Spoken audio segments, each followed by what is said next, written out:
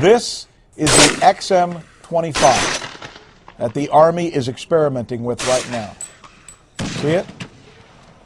It is extremely high-tech and maybe more accurate than any gun before it. Why? Here's why. With this thing, a soldier can hit bad guys from as far as 2.5 football fields. And here's the push. They can do so even if the target is hiding behind a wall or hiding behind a trench. As you may be able to see in this demonstration, the ammo actually goes around the barricade and hits the target from behind. I understand as you watch this, you probably have a lot of questions. I've seen some of them coming in on Twitter. So do I. Colonel Doug Tamilio is good enough to join us now from the testing ground in New Jersey. Colonel, thanks so much for being with us, sir. Well, Rick, thank you very much for the opportunity to come on your program and talk about the XM25. I just realized you and I have a little bit of debate, so I'll try and make my questions as succinct as possible. First of all, explain to us what the technology here is, what it does, what makes this gun so unique. Okay, well, Rick, this is the first time we're putting a smart weapon in the hands of our soldiers at the infantry squad level.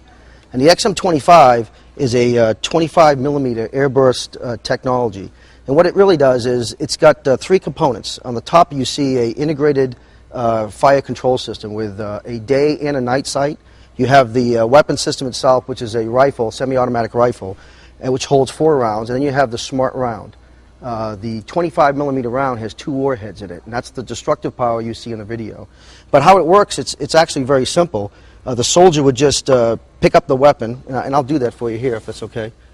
Go ahead. He'd pick up the weapon, he would charge it, looks through the sight, he automatically lasers the distance to the target, and then he could increment using these buttons here, a plus or minus a meter. In this case, he'd want to add a meter, and then he simply just pulls the trigger. And when he does that, that automatically the fire control system sends the information to the round, and the round knows exactly where to burst over the target. So it actually, rather than being a direct line onto a target, it actually would go around and then burst behind him or above him, for example. I can kind of figure out what the advantages would be to this, but would you explain to me why this would be integral to, important to soldiers in combat? Yeah, absolutely. I mean, when soldiers come under direct fire on both sides, they get down behind cover. That's the first thing to do. Now, this weapon system in this round basically takes the enemy's ability to hide behind cover away. Now, it doesn't necessarily go around a target, but it's programmed to go over the target, and then the round explodes and the fragmentation comes down on the soldiers, enemy soldiers, hiding either in a foxhole behind any cover, as you saw in the video.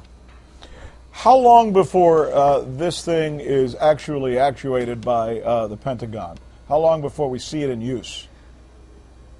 Well, the program is fully funded, so we're extremely excited about that. Our operational test is in fiscal year 12, and shortly after that we'll begin fielding to units. But I will tell you that prior to that, we will do limited user assessments with units in the field, and when I mean the field, typically we'll bring them to units in Afghanistan, because we want to know what the soldiers think about the system, what's good, what's bad, and then we can incorporate that into the manufacturing, the end item that we finally give them. Let me bring you what some of the concerns are from people who are watching this show right now. I'm going to go to my Twitter board. This is the second one there. This is from 19 Fraz. He says, XM25, what happens when the enemy gets one of these? Would this weapon increase friendly fire as well? So he's worried about the enemy getting it, and he's also worried about friendly fire. How do you answer those two questions? Well, I'd answer, I'm not worried about friendly fire on this one. What I would say is the enemy getting it, I think that's well above most of the enemies we're fighting today, their technology, their ability to do something like that. What if a soldier dies in the battlefield and he happens to have one on him and he leaves one behind, and suddenly the enemy gets it and they take it to a lab somewhere and they're able to duplicate it? Isn't that a concern? It's a concern. It would be difficult, though, for them to look at this and go backwards compatible to try to figure out how we put it together. I guess the question that raises for me is, one of the things I've noticed being a former college football player is the better the NFL improves the equipment, the more head injuries we get. It's almost like when you give people better equipment, then they can ram their heads together, and in the past, before they wore helmets, they grabbed themselves around the waist. The more we improve our stuff, it always seems like the other guys end up getting it as well. And I want our guys to have the best stuff, but I don't want it to get in the hands of the other guys. Just from a human standpoint and from a military standpoint, does that concern you? No, because we always are one step ahead of them, in my opinion. So this technology we've been working on for a couple of years. When we feel this, that we're not going to stop there. We're going to continue to make developments in this and other technologies.